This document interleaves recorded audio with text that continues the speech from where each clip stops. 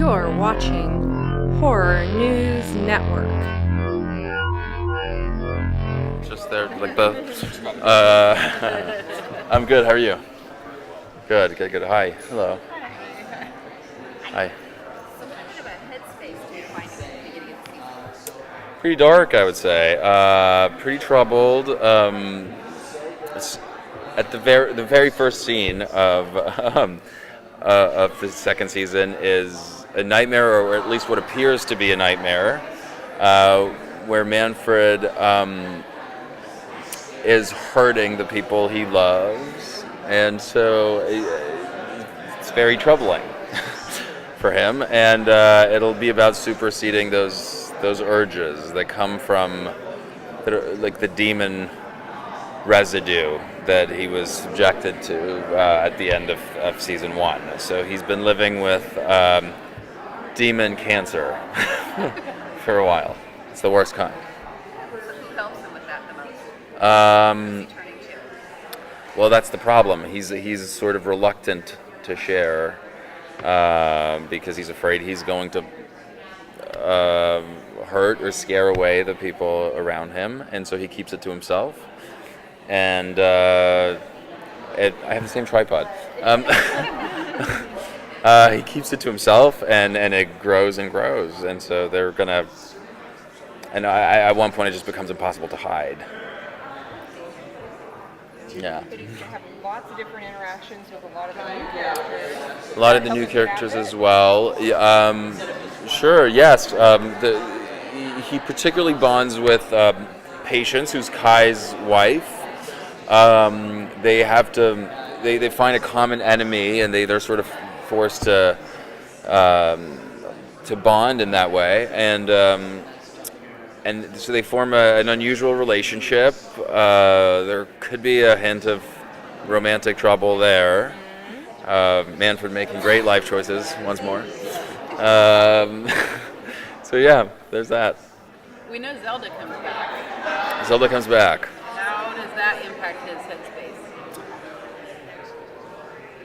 Oh my god, it's really hard to say it without saying it.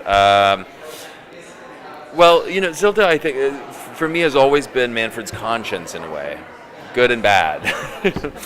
And so it's I think it's a great opportunity to show, like, the more boyish, vulnerable side of Manfred, and also they have just a great banter, and she's a reassuring presence in his life, but also one who doesn't take his bullshit. So she knows him, she's known him forever, and he can't really hide from her. So forces him to face his problems for once.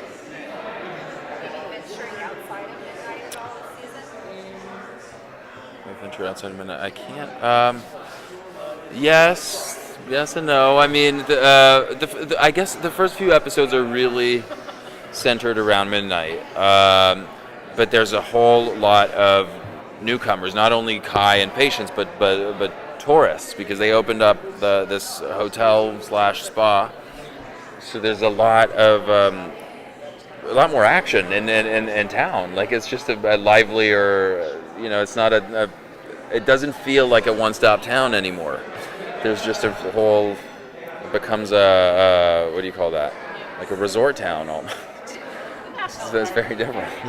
How does Manfred feel about that, considering he went there to kind of hide? Manfred's busy taking care of his own problems, but he's sort of threatened by it. He's very suspicious of Kai. I think he's also slightly threatened by him, and maybe a little envious even, because this guy comes in, poses as the new savior, and Manfred was sort of just starting to enjoy being the hero, and now there's a new guy. So. Having the tourists come to town no affect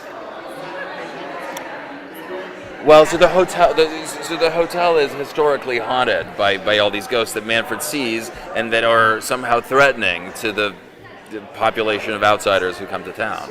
And so Manfred is trying to keep things on the down low. They don't want to draw attention to midnight. They found this safe haven where they're they feel at home, and they don't want that to be jeopardized. And so we have to just keep it as secretive as possible. Okay. We're done. Oh, thank you so much. Thank you. Thank you for watching Horror News Network.